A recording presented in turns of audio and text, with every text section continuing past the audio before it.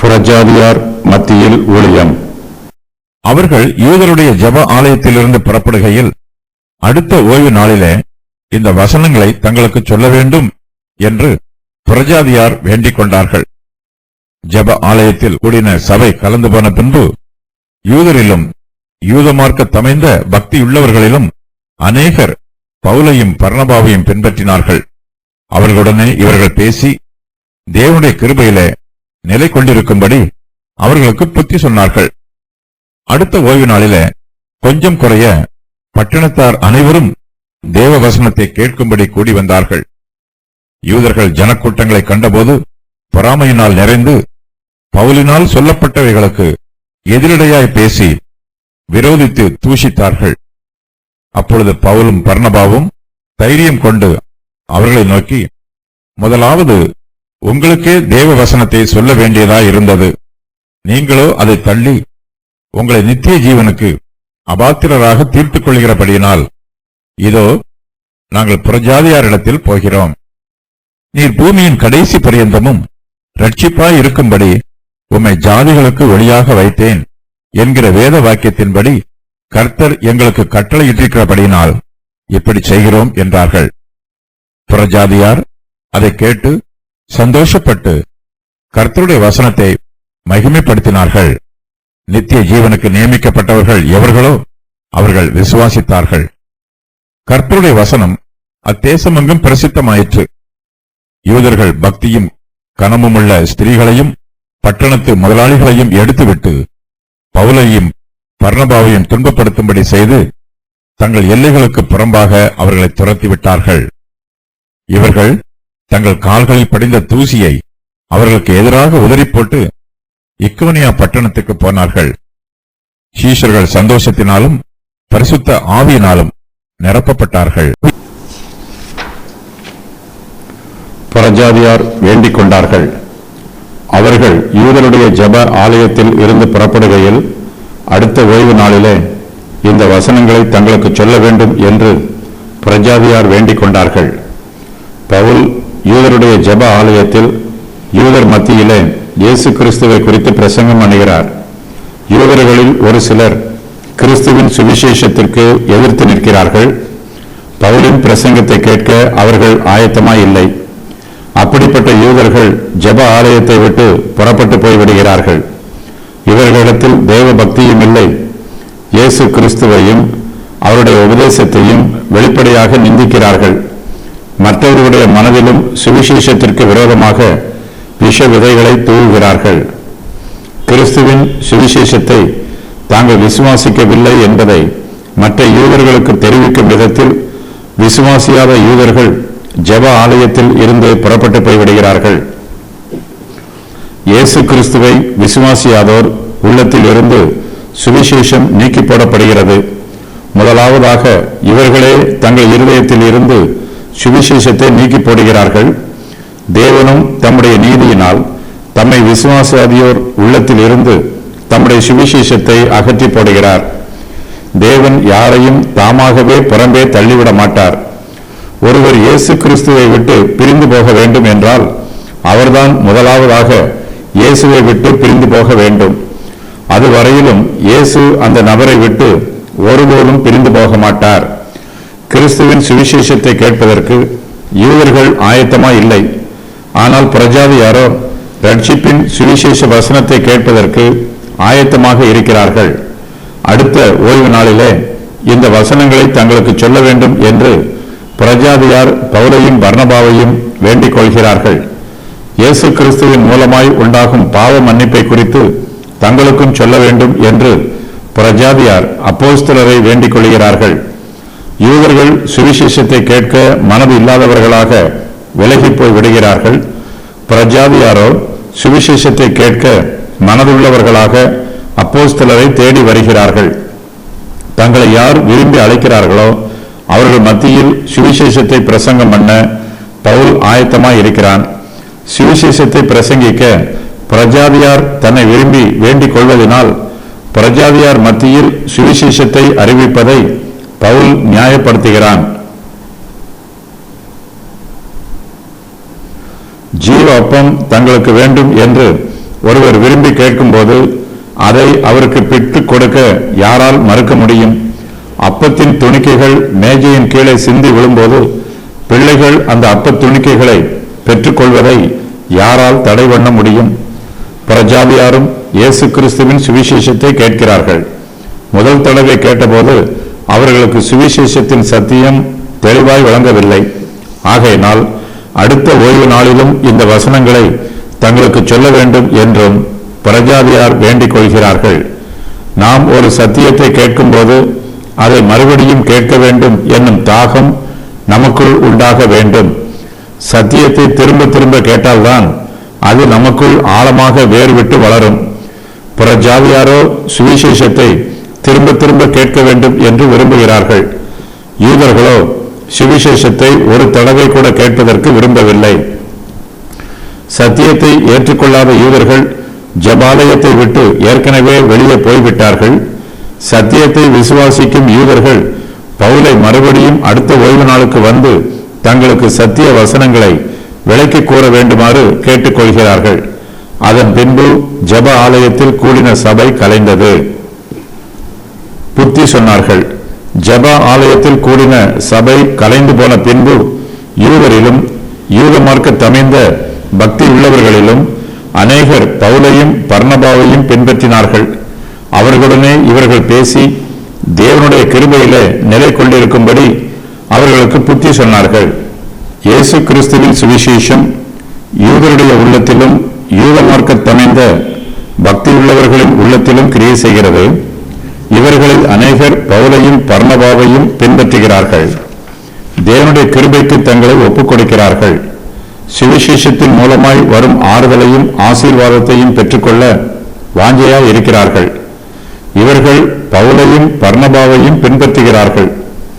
இவர்கள் இயேசு கிறிஸ்துவின் சீஷர்களாக இருப்பதற்கு பதிலாக இவர்கள் பவுலுக்கும் பர்னபாவுக்கும் சீஷர்களாக இருக்கிறார்கள். இயேசு கிறிஸ்துவிடம் சேர்க்கப்படுகிறவர்கள் முதலாவது இவர்கள் தங்களை இயேசு கிறிஸ்துவிடம் வழி நடத்துகிறவர்களை பின்பற்றுவார்கள். ஊழியக்காரர்களின் ஆவிக்குரிய உபதேசங்களை பெற்றுக் கொள்வார்கள். பவுலும் பர்னபாவும் இயேசு கிறிஸ்துவை விசுவாசிக்கிற யூதர்களையும் யூத மார்க்க தமைந்த பக்தி உள்ளவர்களையும் தங்களிடமாக சேர்த்துக் கொள்கிறார்கள். தங்களுடைய உபதேசத்தை கேட்டு இயேசு கிறிஸ்துவுக்கு கீழ்ப்படிய மனதுள்ள விசுவாசிகளை தங்களுடைய சீஷர்களாக சேர்த்துக் கொள்கிறார்கள். தேவனுடைய கிருபையிலே நிலை கொண்டிருக்கும்படி அவர்களுக்கு புத்தி சொல்லுகிறார்கள். கர்த்தருடைய பிள்ளைகள் தேவ கிருபையில் பெருகி இருக்க வேண்டும். நமக்கு தேவனுடைய கிருபை ஒருபோதும் குறைவுபடக்கூடாது. நாம் தேவ கிருபையில் நிலை கொண்டிருந்தால்தான் கர்த்தருடைய ஆசீர்வாதத்தை பெற்றுக்கொள்ள முடியும். ஆவிக்குரிய ஜீவியத்தில் வளர்ச்சி பெற முடியும்.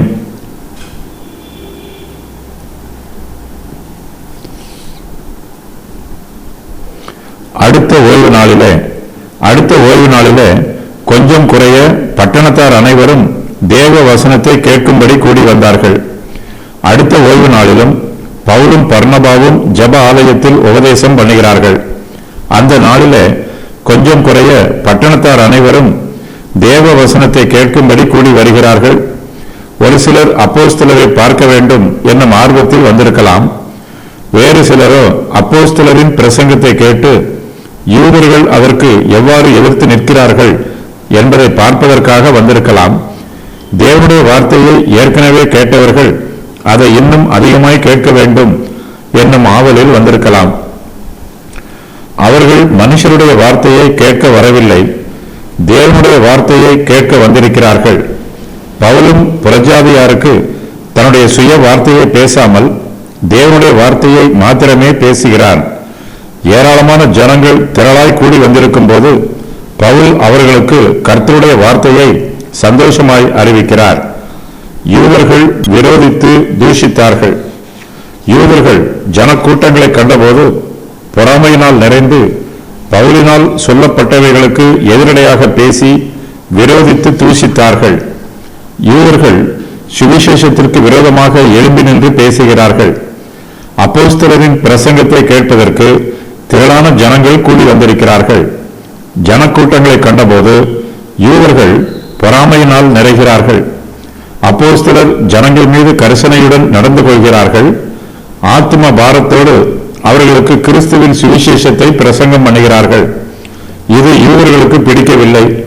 பொறாமைப்படுகிறார்கள். அப்போஸ்தலர் மீது கோபப்படுகிறார்கள். இயேசு கிறிஸ்து பிரசங்கம் செய்தபோது அதை கேட்ட பரிசேயர் இயேசுவின் மீது பொறாமைப்பட்டு கோபப்பட்டார்கள். அன்று பரிசேயரிடத்தில் காணப்பட்ட அதே பொறாமையின் ஆவியே இப்போது யூதரிடத்தில் காணப்படுகிறது. முழு உலகமும் இயேசு கிறிஸ்துவுக்கு பின்னால் போகிறதே என்று பரிசேயர் இயேசுவின் மீது பொறாமைப்பட்டார்கள். யூதர்களோ பவுலின் பிரசங்கத்தை கேட்க திரளான ஜனங்கள் கூடி வந்திருக்கிறார்களே என்று பொறாமைப்படுகிறார்கள்.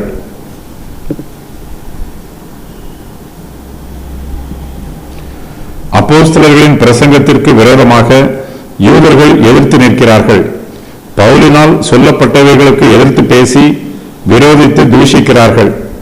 பவுல் சொன்ன ஒவ்வொரு வார்த்தையிலும் குற்றம் கண்டுபிடிக்கிறார்கள். அப்போஸ்தலரின் வார்த்தையில் ஏதாவது குற்றம் கண்டுபிடிக்க வேண்டும் என்பதற்காக யூதர்கள் தேவையில்லாமல் அப்போஸ்தலர் மீது குற்றம் சுமத்துகிறார்கள். அவர்களால் ஒரு குற்றமும் காண முடியாமல் போனபோது அவர்கள் இயேசு கிறிஸ்துவையும் அவருடைய சுவிசேஷத்தையும் தூசிக்கிறார்கள். பொதுவாக ஒருவர் சுவிசேஷத்திற்கு விரோதமாக எதிர்த்து பேச ஆரம்பிக்கும் போது அவர் முடிவில் சுவிசேஷத்தை விரோதித்து தூஷிப்பார். புறஜாதியார்கள் தங்களோடு சமமாக இருப்பதை யூதர்களால் ஏற்றுக்கொள்ள முடியவில்லை. கிறிஸ்துவின் உபதேசத்தினால்தான் தங்களுக்கு இப்படிப்பட்ட அவமானம் வந்ததாக யூதர்கள் கருதுகிறார்கள். இயேசு கிறிஸ்துவை யூதர்கள் தூஷிக்கிறார்கள். கிறிஸ்துவின் உபதேசத்திற்கு எதிராக பேசுகிறார்கள். புறஜாதியாரிடத்தில் போகிறோம். அப்பொழுது பவுலும் பர்னபாவும் தைரியம் கொண்டு அவர்களை நோக்கி, முதலாவது உங்களுக்கே தேவ வசனத்தை சொல்ல வேண்டியதாய் இருந்தது. நீங்களோ அதை தள்ளி உங்களை நித்திய ஜீவனுக்கு அபாத்திரராக தீர்த்து கொள்கிறபடியினால் இதோ நாங்கள் புறஜாதியாரிடத்தில் போகிறோம். யூதர்களும் ரட்சிக்கப்பட வேண்டும் என்னும் ஆத்ம பாரத்தோடு தான் பவுல் அவர்களுக்கு கிறிஸ்துவின் சுவிசேஷத்தை பிரசங்கிக்கிறார். ஆனால் அவர்களோ பொறாமையினால் நிறைந்து பவுலினால் சொல்லப்பட்டவைகளுக்கு எதிரடையாய் பேசி விரோதித்து தூஷிக்கிறார்கள். அவர்களுடைய தூஷண வார்த்தையை கேட்டபோது பவுல் தேவனுடைய சித்தத்தை பற்றி தியானித்து பார்க்கிறார். யூதர் மத்தியில் சுவிசேஷத்தை அறிவிக்க வேண்டிய தங்களுடைய பொறுப்பில் இருந்து தாங்கள் விடுதலை பெறுவதாகவும் புறஜாதியார் மத்தியில் தேவனுடைய வார்த்தையை அறிவிக்கப் போவதாகவும் யூதர்கள் மத்தியில் வெளிப்படையாக சொல்லுகிறார். சுவிசேஷத்தின் ஆசீர்வாதம் முதலாவது யூதருக்கே வாக்கு பண்ணப்பட்டது. ஆனால் யூதர்களோ சுவிசேஷத்தை ஏற்றுக்கொள்ளாமல் புறக்கணித்து விடுகிறார்கள். புறஜாதியார் மத்தியில் தாங்கள் சுவிசேஷத்தை அறிவிக்கப் போவதாக அப்போஸ்தலர் சொன்னபோது யூதர்கள் அதை பெரிதுபடுத்தவில்லை. அதற்கு எதிராகவும் பேசவில்லை. அவர்கள் சுவிசேஷத்திற்கு எந்த முக்கியத்துவமும் கொடுக்கவில்லை. கிறிஸ்துவின் சுவிசேஷத்திற்கும் தங்களுக்கும் சம்பந்தம் இல்லாதது போல யூதர்கள் நடந்து கொள்கிறார்கள். பவுலும் பர்னபாவும் தைரியம் கொண்டு யூதர்களிடத்தில் பேசுகிறார்கள். சுவிசேஷத்தை பிரசங்கிக்கிறவர்கள் அப்போஸ்தலர்களைப் போல தைரியமாய் பேச வேண்டும். கர்த்தருடைய பிள்ளைகள் புறாவை போல கபடற்றவர்களாகவும் சிங்கத்தைப் போல பலமுள்ளவர்களாகவும் இருக்க வேண்டும். கிறிஸ்துவின் சுவிசேஷத்திற்கு சத்துருக்கள் தைரியமாய் எதிர்த்து நிற்கும் போது கர்த்தருடைய ஊழியக்காரர்கள் பயந்து போய் ஒதுங்கிவிடக்கூடாது. பரிசுத்த ஆவியினால் நிறைந்து தைரியம் கொள்ள வேண்டும். சுவிசேஷத்திற்கு எதிர்த்து நிற்கிறவர்களை நாம் சத்துருக்களாக நினைத்து அவர்களோடு சண்டை போடக்கூடாது. அவர்களுடைய ஆத்மாக்களும் ரட்சிக்கப்பட வேண்டும் என்னும் ஆத்ம வாரம் நம்மிடத்தில் காணப்பட வேண்டும். அவர்களை சத்துருக்களாக நினைக்காமல் சிநேகிதராக நினைத்து அவர்களுக்கும் சுவிசேஷத்தை ஆத்ம பாரத்தோடு அறிவிக்க வேண்டும். கர்த்தர் நம்மிடத்தில் சுவிசேஷ ஊழியத்தை நம்பி ஒப்புக் கொடுத்திருக்கிறார். அந்த நம்பிக்கைக்கு நாம் பாத்திரவான்களாக நடந்து கொள்ள வேண்டும். யூதர்கள் சுவிசேஷத்தை தள்ளியதினால் அவர்களுக்கு என்ன நேரிடும் என்பதை பவுலும் பர்னபாவும் அவர்களுக்கு தைரியமாய் சொல்லுகிறார்கள். அதே வேளையில் புறஜாதியாருக்கு சுவிசேஷத்தை அறிவிக்கும் போது அவர்களுக்கு கிடைக்கும் ஆசீர்வாதங்களை பற்றியும் சொல்லுகிறார்கள். கிறிஸ்துவின் சுவிசேஷம் முதலாவது யூதர்களுக்கே அறிவிக்கப்பட்டது. தேவ வசனம் முதலில் அவர்களுக்கே சொல்ல வேண்டியதாய் இருந்தது. கர்த்தருடைய வாக்குத்தத்தம் முதலாவது யூதர்களுக்கே கொடுக்கப்பட்டது.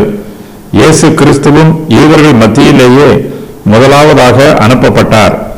யூதர்களுக்கு தேவனுடைய கிருபையும் அனுக்கிரகமும் தயவும் கிடைத்தது. ஆனால் அவர்களோ கிறிஸ்துவின் சுவிசேஷத்தை ஏற்றுக்கொள்ளாமல் தள்ளிவிடுகிறார்கள். நாம் தேவனை தள்ளிவிட்டால் அவரும் நம்மை தள்ளிவிடுவார். நாம் சுவிசேஷத்தை அங்கீகரிக்காவிட்டால் தேவனும் நம்மை அங்கீகரிக்க மாட்டார். யூதர்கள் தேவ வசனத்தை தள்ளிவிடுகிறார்கள், அதனால் தேவனும் அவர்களை தள்ளிவிடுகிறார். இது தேவனுடைய நீதி. மனுஷர் சுவிசேஷத்தை தள்ளிவிட்டால் தேவன் அவர்களை தம்முடைய நீதியால் தள்ளிவிடுவார். தேவ வசனத்தை யூதர்கள் தள்ளிவிட்டபடியினால் அவர்கள் தங்களை நித்திய ஜீவனுக்கு அபாத்திரராக தீர்த்துக் கொள்கிறார்கள். நாம் எல்லோருமே மனத்தாழ்மையோடு நம்மை நியாயம் தீர்த்துக் கொள்ள வேண்டும். நித்திய ஜீவனுக்கு நாம் எல்லோருமே அபாத்திரராக இருக்கிறோம் என்னும் எண்ணம் நமக்குள் இருக்க வேண்டும். நம்முடைய சுய முயற்சியினாலோ சுய பக்தியினாலோ நித்திய ஜீவனை சுதந்திரித்துக் கொள்ள முடியாது. தேவன் தாமே தம்முடைய பெரிதான கிருபையினால் நமக்கு நித்திய ஜீவனை கொடுக்கிறார். யூதர்களிடத்தில் தேவ பயம் இல்லை. தங்கள் நித்திய ஜீவனை குறித்து அவர்களுக்கு அக்கறை இல்லை. தேவ வசனத்தினால் தங்களுக்கு ஒரு பிரயோஜனமும் இல்லை என்று நினைத்து அதை தள்ளிவிடுகிறார்கள். இதனால் தங்களை நித்திய ஜீவனுக்கு அபாத்திரராக தீர்த்துக் கொள்கிறார்கள். கர்த்தர் அவர்களை நித்திய ஜீவனுக்கு அபாத்திரர் என்று தீர்ப்பதற்கு முன்பாக அவர்கள் தாங்களாகவே தங்களை நித்திய ஜீவனுக்கு அபாத்திரராக தீர்த்துக் கொள்கிறார்கள். அப்போஸ்தலர்கள் யூதருக்கே தேவ வசனத்தை முதலாவதாக சொல்லுகிறார்கள். ஆனால் அவர்களோ அதை ஏற்றுக்கொள்ளாமல் தள்ளிவிடுகிறார்கள். அப்போஸ்தலர்களால் சுவிசேஷத்தை பிரசங்கிக்காமல் இருக்க முடியாது. யாருக்காவது பிரசங்கிக்க வேண்டும். இது அவர்களுடைய ஊழியம். யூதர்கள் தேவ வசனத்தை ஏற்றுக்கொள்ளாமல் தள்ளிவிட்டால் வேறு யார் அதை ஏற்றுக்கொள்கிறார்களோ அவர்களுக்கு தேவ வசனத்தை பிரசங்கிக்க வேண்டும். விருத்த சேதனமுள்ள யூதர்கள் சுவிசேஷத்தை தள்ளிவிடுகிறார்கள். அதனால் பவுலும் பர்னபாவும் விருத்த சேதனம் இல்லாத புறஜாதியார் மத்தியில் சுவிசேஷத்தை பிரசங்கிக்க தீர்மானித்து புறஜாதியாரிடத்தில் போகிறார்கள். பரிசுத்த ஆவியானவர் பவுலையும் பர்னபாவையும் அபிஷேகம் பண்ணி இருக்கிறார். அவர்களுடைய வாயில் தமது வார்த்தையை அருளி இருக்கிறார். அவர்களை எதிர்த்து நிற்பவர்களுக்கு எப்படி மாறுத்தரம் தர வேண்டும் என்று பரிசுத்த ஆவியானவரே அவர்களை வழிநடத்துகிறார். பவுலும் பர்னபாவும் சத்தியத்தை பேசுகிறார்கள். அத்துடன் பரிசுத்த ஆவியானவரின் அபிஷேகமும் அவருடைய பேச்சின் மூலமாக வெளிப்படுகிறது. ஆகையினால் அவர்கள் இருவரும் தைரியம் கொண்டு பேசுகிறார்கள். யூதருக்கு சுவிசேஷ செய்தி முதலாவதாக பிரசங்கிக்கப்பட வேண்டும் என்பது கர்த்தருடைய கட்டளை. யூதர்கள் இயேசு கிறிஸ்துவின் சுவிசேஷ செய்தியை ஏற்றுக்கொள்ளவில்லை. ஆகையினால் அவர்களுக்கு நித்திய ஜீவன் கிடைக்காது. யூதர்கள் தங்களுடைய அழிவை தாங்களே தேடிக்கொள்கிறார்கள். ஜாதிகளுக்கு ஒளி, நீர் பூமியின் கடைசி பரியந்தமும் ரட்சிப்பாய் இருக்கும்படி உம்மை ஜாதிகளுக்கு ஒளியாக வைத்தேன் என்கிற வேத வாக்கியத்தின்படி கர்த்தர் எங்களுக்கு கட்டளை இட்டிருக்கிறபடியினால் இப்படி செய்கிறோம் என்றார்கள். தாங்கள் புறஜாதியாரிடத்திற்கு போவது கர்த்தருடைய சித்தம் என்று அப்போஸ்தலர்கள் நியாயப்படுத்துகிறார்கள். வேத வாக்கியத்தின்படி கர்த்தர் தங்களுக்கு கட்டளை இட்டிருக்கிறபடியே தாங்கள் புறஜாதியாரிடத்திற்கு போவதாக சொல்லுகிறார்கள். இதற்காக அப்போஸ்தலர்கள் பழைய ஏற்பாட்டில் இருந்து ஒரு வசனத்தை மேற்கோளாக சொல்லுகிறார்கள். நீர் பூமியின் கடைசி பரியந்தமும் ரட்சிப்பாய் இருக்கும்படி உம்மை ஜாதிகளுக்கு ஒளியாக வைத்தேன், ஏசாயா 49:6 என்று பழைய ஏற்பாட்டில் முன் அறிவிக்கப்பட்டிருக்கிறது. இயேசு கிறிஸ்து ஜாதிகளுக்கு ஒளியாக வைக்கப்பட்டிருக்கிறார். மனுஷருடைய ஆத்துமாக்களுக்கு ஞானத்தையும் பிரகாசத்தையும் கொடுக்கிறார். ஆத்துமாக்களை ரட்சிக்கிறார். அவரே புறஜாதியாருக்கு ஒளியாகவும் ரட்சிப்பாகவும் இருக்கிறார். புறஜாதியாருக்கு மாத்திரமல்ல, இயேசு கிறிஸ்து பூமியின் கடைசி பரியந்தமும் ரட்சிப்பாய் இருக்கிறார். இந்த பூமியில் உள்ள எல்லா தேசங்களும் தேவனுடைய ராஜ்யத்தில் சேர்க்கப்பட்டிருக்கும். அப்போஸ்தலர்கள் இங்கு குறிப்பிடுகிற பழைய ஏற்பாட்டு தீர்க்க தரிசனம் ஒவ்வொரு தேசத்திலும் ஓரளவு நிறைவேறி இருக்கிறது. இன்னும் நிறைவேற வேண்டி இருக்கிறது. இந்த தீர்க்க தரிசனம் பூரணமாய் நிறைவேறும் போது இயேசு கிறிஸ்து பூமியின் கடைசி பரியந்தமும் ரட்சிப்பாய் இருப்பார். இந்த வேத வாக்கியத்தின்படி கர்த்தர் அப்போஸ்தலருக்கு கட்டளை இட்டிருக்கிறபடியினால் இப்போது அவர்கள் பிரஜாதியாரிடத்திற்கு போகிறார்கள். பிரஜாதியார் விசுவாசித்தார்கள். பிரஜாதியார் அதை கேட்டு சந்தோஷப்பட்டு கர்த்தருடைய வசனத்தை மகிமைப்படுத்தினார்கள். நித்திய ஜீவனுக்கு நியமிக்கப்பட்டவர்கள் எவர்களோ அவர்கள் விசுவாசித்தார்கள். யூதர்கள் தேவ வசனத்தை ஏற்றுக்கொள்ளாமல் தள்ளிவிட்டார்கள். ஆனால் பிரஜாதியாரோ வசனத்தை கேட்டு சந்தோஷப்பட்டு கர்த்தருடைய வசனத்தை மகிமைப்படுத்துகிறார்கள். தங்களுக்கு ஆசீர்வாதம் உண்டாக தேவ வசனத்தை ஏற்றுக்கொள்கிறார்கள். பிரஜாதியார் தேவ வசனத்தை கேட்டபொழுது சந்தோஷப்படுகிறார்கள். கர்த்தருடைய வார்த்தை அவர்களுக்கு நற்செய்தியாயிற்று. தேவனுடைய ராஜ்யத்தில் யூதர்கள் சேர்த்துக் கொள்ளப்படுவது போல இப்போது பிரஜாதியாரும் சேர்த்துக் கொள்ளப்படுகிறார்கள். யூதருக்கு வாக்கு பண்ணப்பட்ட ஆசீர்வாதங்களில் இப்போது பிரஜாதியாரும் பங்கு பெறுகிறார்கள். தேவனுடைய கிருபை தங்களுக்கும் கொடுக்கப்படுகிறது என்பதை கேட்டபோது பிரஜாதியாருக்கு மிகுந்த சந்தோஷம் உண்டாயிற்று. கர்த்தருடைய ஆசீர்வாதத்தில் தங்களுக்கு பங்கு உண்டோ இல்லையோ என்று ஒரு சிலர் சந்தேகப்பட்டு கலங்குகிறார்கள். அப்படிப்பட்ட கலக்கம் விசுவாசிகளுக்கு தேவையில்லை. கர்த்தரை நம்பி அவருடைய வாக்குத்தத்தங்களை நமக்கு சொந்தமாக சுதந்திரித்துக் கொள்ள வேண்டும். கர்த்தருடைய வாக்குத்தத்தத்தில் நமக்கும் பங்குள்ளது என்று விசுவாசித்து சந்தோஷப்பட வேண்டும். தாங்கள் கேட்ட சுவிசேஷ செய்திக்காக பிரஜாதியார் கர்த்தருடைய வசனத்தை மகிமைப்படுத்துகிறார்கள். கர்த்தருடைய வார்த்தையை எந்த அளவுக்கு அதிகமாக புரிந்து கொள்கிறார்களோ அந்த அளவுக்கு பிரஜாதியார் கர்த்தரை மகிமைப்படுத்துகிறார்கள். சுவிசேஷத்தின் வல்லமை, சுவிசேஷத்தின் ஒளி, சுவிசேஷத்தின் ஐஸ்வர்யம் ஆகியவை பிரஜாதியாரை ஆச்சரியப்பட வைக்கிறது. இவற்றில் தங்களுக்கும் பங்குள்ளது என்பதை அவர்கள் நினைத்து பார்த்து கர்த்தருடைய வசனத்தை மகிமைப்படுத்துகிறார்கள். கர்த்தருடைய வசனமானது யூதர்களுக்கு மாத்திரம் என்று வேறு பிரித்து வைக்கப்படவில்லை. இது பிரஜாதியாருக்கும் இப்போது கடந்து வந்திருக்கிறது. பிரஜாதியாரும் தேவனை அறிகிற அறிவில் வளர்ச்சி பெறலாம். தேவனை பற்றிய ஞானம் கர்த்தருடைய வசனத்தின் மூலமாக பிரஜாதியாருக்கும் கொடுக்கப்பட்டிருக்கிறது. பிரஜாதியார் மத்தியில் கர்த்தருடைய வசனம் பிரசங்கிக்கப்படும் போது தேவனுடைய பிரசன்னம் அவர்கள் மத்தியில் பிரகாசமாக இருக்கிறது. இது சாதாரண விளக்கின் பிரகாசத்தை போன்றது அல்ல. இது சூரியனின் பிரகாசத்தை போல இருக்கிறது. நீதியின் சூரியனாகிய தேவனுடைய மகிமை இப்போது பிரஜாதியார் மத்தியிலும் பிரகாசிக்கிறது. நீர் பூமியின் கடைசி பரியந்தமும் ரட்சிப்பாய் இருக்கும்படி உம்மை ஜாதிகளுக்கு ஒளியாக வைத்தேன் என்கிற வேத வாக்கியம் பிரஜாதியார் மத்தியில் நிறைவேறிற்று. கர்த்தருடைய வசனத்தை மகிமைப்படுத்துகிறவர்கள் அந்த வசனத்திற்கு கீழ்ப்படிந்து ஜீவிப்பார்கள். கர்த்தருடைய வார்த்தைக்கு தங்களை ஒப்புக் கொடுப்பார்கள். கர்த்தருடைய வார்த்தையினால் ஆசீர்வாதத்தையும் ஆறுதலையும் பெற்றுக் கொள்வார்கள். பிரஜாதியாரில் அநேகர் இயேசு கிறிஸ்துவையும் அவருடைய சுவிசேஷ வார்த்தையையும் விசுவாசிக்கிறார்கள். நித்திய ஜீவனுக்கு நியமிக்கப்பட்டவர்கள் எவர்களோ அவர்கள் விசுவாசிக்கிறார்கள். இயேசு கிறிஸ்துவை விசுவாசிப்பதற்கு தேவனே கிருபையை கொடுக்கிறார். அதனால் அவர்களுக்கு விசுவாசம் உண்டாயிற்று. பிதாவானவர் யாரை தம் பக்கமாக இழுத்துக் கொள்கிறாரோ அவர்கள் இயேசு கிறிஸ்துவை விசுவாசிப்பார்கள். அப்படிப்பட்டவர்களுடைய உள்ளத்தில் பரிசுத்த ஆவியானவர் வல்லமையாய் கிரியை செய்வார். நித்திய ஜீவனுக்கு நியமிக்கப்பட்டவர்கள் அனைவருக்கும் இயேசு கிறிஸ்துவை விசுவாசிக்கிற கிருபையை தேவன் கொடுப்பார். நியமிக்கப்பட்டவர்கள் என்னும் வார்த்தையானது யாரெல்லாம் இயேசு கிறிஸ்துவையும் அவருடைய சுவிசேஷத்தையும் விசுவாசிக்க வேண்டும் என்று வாஞ்சையோடு இருக்கிறார்களோ அவர்களை குறிக்கிற வார்த்தையாகும். தேவனுடைய கிருபையே இந்த விசுவாசத்தை மனுஷருக்கு கொடுக்கிறது. நித்திய ஜீவனுக்கு நியமிக்கப்பட்டவர்கள் எவர்களோ அவர்கள் விசுவாசித்தார்கள் என்னும் இந்த வாக்கியத்தில் நியமிக்கப்படுதல் என்பதற்கான கிரேக்க வார்த்தை டாசோ என்பதாகும். இதற்கு இவ்வாறு பொருள் கூறலாம்: தேவன் இயேசு கிறிஸ்துவை விசுவாசிக்கிற எல்லோரையுமே நித்திய ஜீவனுக்கு நியமித்திருக்கிறார். எல்லோரும் ரட்சிக்கப்பட வேண்டும் என்பதே தேவனுடைய சித்தம்.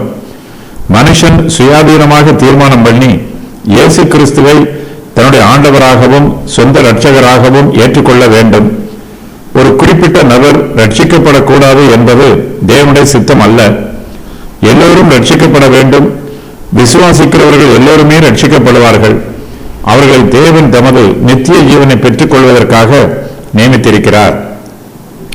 பிரசித்தமாயிற்று. கர்த்தருடைய வசனம் அத்தேசமெங்கும் பிரசித்தமாயிற்று. புறஜாதியார் கர்த்தருடைய வார்த்தையை விசுவாசித்து அதை மற்றவர்களுக்கும் பிரசங்கம் பண்ணுகிறார்கள். கிறிஸ்துவை அறிகிற அறிவு ஜனங்கள் மத்தியில் பரம்புகிறது. கர்த்தருடைய வசனம் அத்தேசமெங்கும் பிரசித்தமாயிற்று.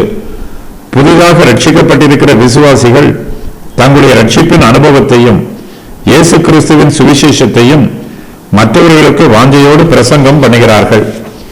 இயேசு கிறிஸ்துவோடு ஐக்கியமாய் இருக்கிறவர்கள் மற்றவர்களையும் அவருடைய ஐக்கியத்திற்குள் அழைத்து வருவார்கள். பெரிய பட்டணங்களில் சுவிசேஷ கூட்டங்கள் ஏராளமாய் நடைபெறுகிறது.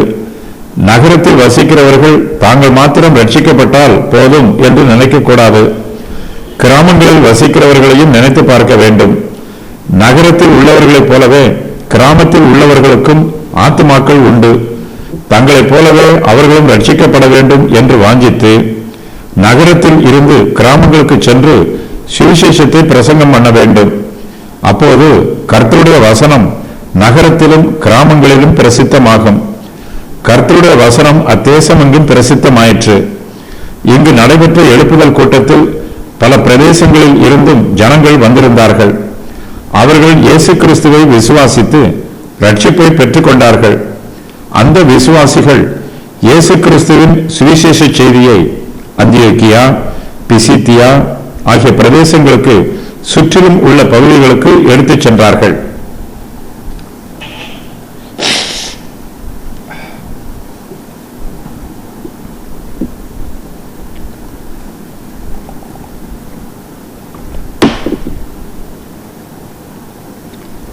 அப்போஸ்தலரை துரத்திவிட்டார்கள்.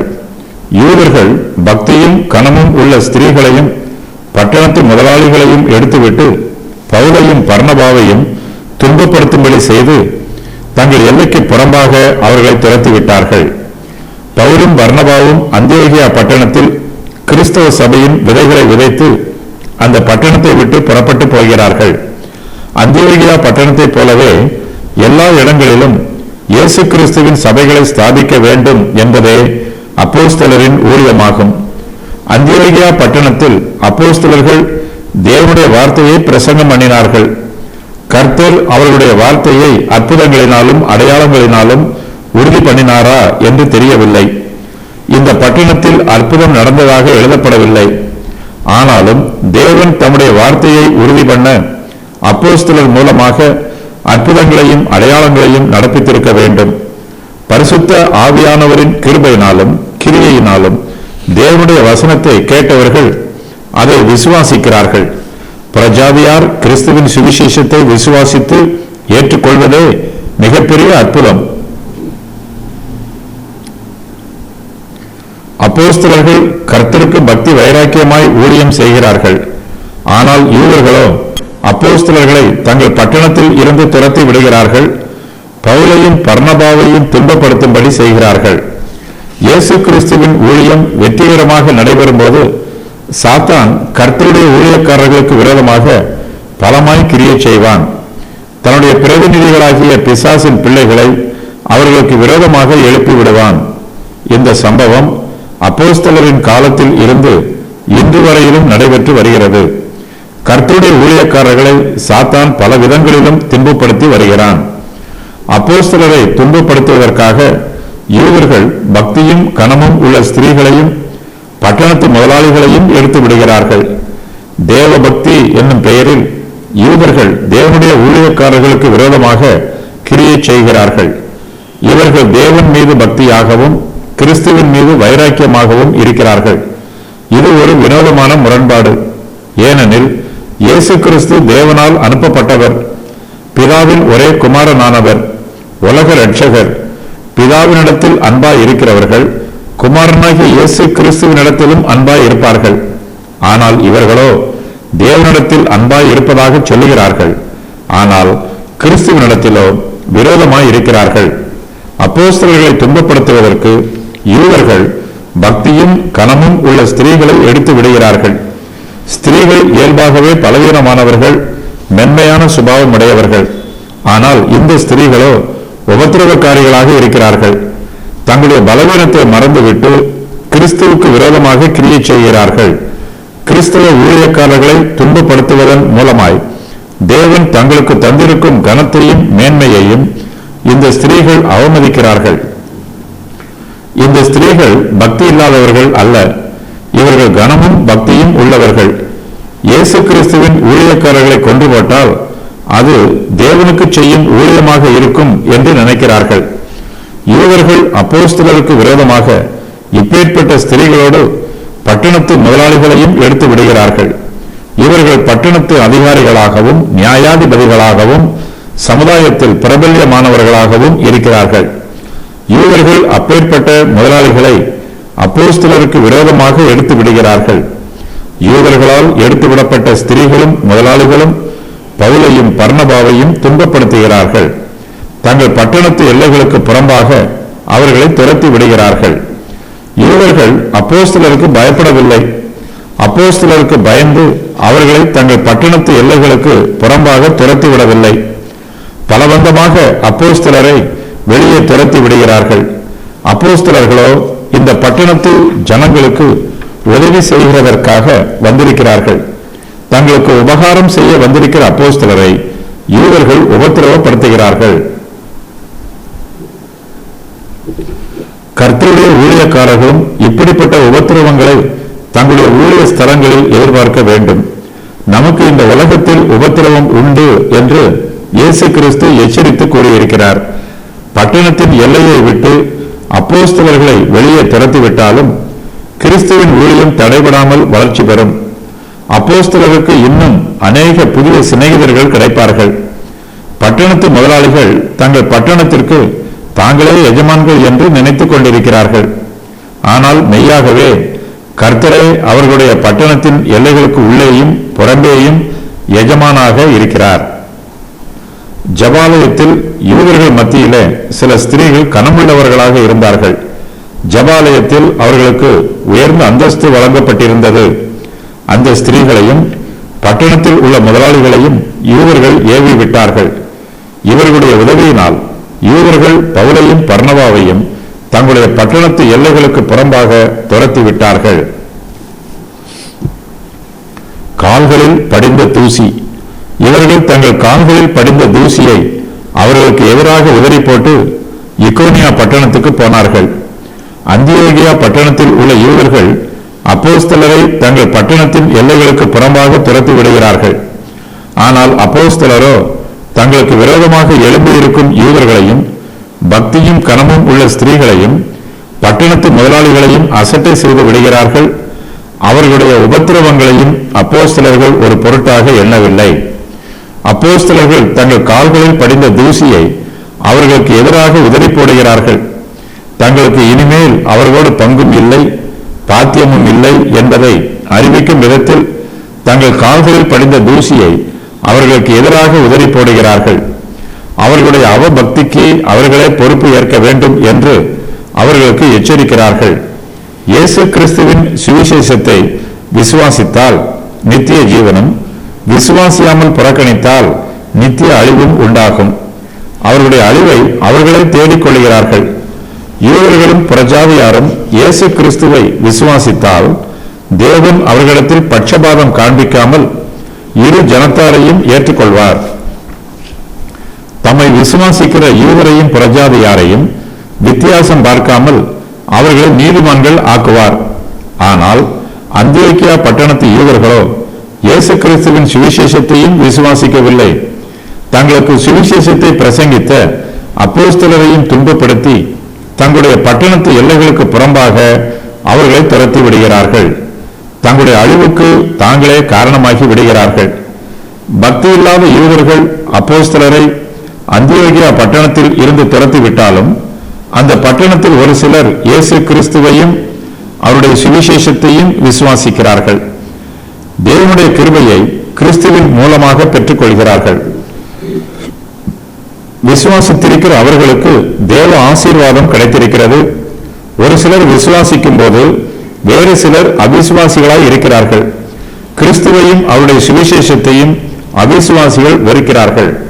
ஒரு பட்டணத்தில் நாம் சுவிசேஷ ஊழியம் செய்யும் போது அந்த பட்டணத்தார் நம்மையும் கிறிஸ்துவின் சுவிசேஷத்தையும் ஏற்றுக்கொள்ளவில்லை என்றால் நம்முடைய கால்களில் படிந்த தூசியை அவர்களுக்கு எதிராக உதறி போட வேண்டும். இது இயேசு கிறிஸ்து தம்முடைய ஊழியக்காரர்களுக்கு கொடுத்திருக்கும் கட்டளை. அப்போஸ்தலர்கள் இயேசு கிறிஸ்துவின் கட்டளைக்கு கீழ்ப்படிந்து அந்தியோக்கியா பட்டணத்தை விட்டு இக்கோனியா பட்டணத்திற்கு போகிறார்கள். அப்போஸ்தலர்கள் யூதர்களுக்கு பயந்து அந்த பட்டணத்தை விட்டு புறப்பட்டு போகவில்லை. இக்கோனியா பட்டணத்தில் இயேசு கிறிஸ்துவின் சுவிசேஷத்தை பிரசங்கம் பண்ணுவதற்கு வாய்ப்பு இருக்கிறதுனால் அந்த பட்டணத்திற்கு போகிறார்கள். இந்த ஊர் ஜனங்கள் தேவனுக்கு எதிர்த்து நின்றதினால் அந்த ஊரில் உள்ள தூசியும் சாபமாக இருக்கிறது. ஆகையினால் தங்கள் கால்களில் படிந்த தூசியை அவர்களுக்கு எதிராக உதறி போட்டு விடுகிறார்கள். தங்களுடைய கால்களில் சாபமான அந்த தூசியை கூட சுமந்து செல்ல அப்போஸ்தலர்களுக்கு விருப்பம் இல்லை. இக்கோனியா பட்டணம் லிக்கவோனியாவின் தலைநகரம். சந்தோஷத்தினாலும் பரிசுத்த ஆவியினாலும் சீஷர்கள் சந்தோஷத்தினாலும் பரிசுத்த ஆவியினாலும் நிரப்பப்பட்டார்கள். அப்போஸ்தலர்கள் அந்தியோக்கியா பட்டணத்தை விட்டு புறப்பட்டு போனாலும் அந்த பட்டணத்தில் புதிய விசுவாசிகளை விட்டு செல்கிறார்கள். அந்த சீஷர்கள் அந்தியோக்கியா பட்டணத்தில் சுவிசேஷ ஊழியத்தை செய்கிறார்கள். அவர்கள் சந்தோஷமாக இருக்கிறார்கள். பவுலும் பர்னபாவும் அந்தியோக்கியா பட்டணத்தை விட்டு வெளியேற்றப்பட்டதினால் புதிய விசுவாசிகள் துக்கத்தினாலும் பயத்தினாலும் நிறைந்திருப்பார்கள் என்று யூதர்கள் நினைத்தார்கள். ஆனால் அந்தியோக்கியாவில் உள்ள சீஷர்களோ சந்தோஷத்தினால் நிறைந்திருக்கிறார்கள். பரிசுத்த ஆவியானவர் அவர்களுக்கு மெய்யான சந்தோஷத்தை கொடுத்தார். ஆவியானவரின் சந்தோஷத்திற்கு முன்பாக அவர்களுடைய மாம்ச பயம் செயல்பட முடியாமல் அழிந்து போயிற்று. அவர்கள் தைரியமாய் கிறிஸ்துவை பற்றிக் கொள்கிறார்கள். தங்கள் ஜீவியத்தில் பரிசுத்தம் அடைகிறார்கள். பரிசுத்த ஆவியினால் நிரப்பப்படுகிறார்கள். கர்த்தருக்காக ஊழியம் செய்ய ஆவியானவர் சீஷர்களை பலப்படுத்துகிறார். அவர்களுக்கு துன்பங்களும் வேதனைகளும் வரும்போது சீஷர்கள் அதை தாங்கிக் கொள்கிறார்கள். கர்த்தர் அவர்களை பரிசுத்தப்படுத்தி பலப்படுத்துகிறார். தெய்வ பக்தியினால் அவர்கள் நிரப்பப்பட்டு ஊழியம் செய்கிறார்கள். கர்த்தருடைய பிள்ளைகள் எல்லோருமே சந்தோஷத்தினாலும் பரிசுத்த ஆவியினாலும் நிரப்பப்பட்டிருக்க வேண்டும். அப்போதுதான் நம்மால் எல்லா சூழ்நிலைகளிலும் மன ரம்மியமாய் இருக்க முடியும். உபத்திரவங்களுக்கு மத்தியிலும் சீஷர்கள் சந்தோஷத்தினால் நிரம்பி இருக்கிறார்கள். பரிசுத்த ஆவியானவர் அவர்களை நிரப்புகிறார்.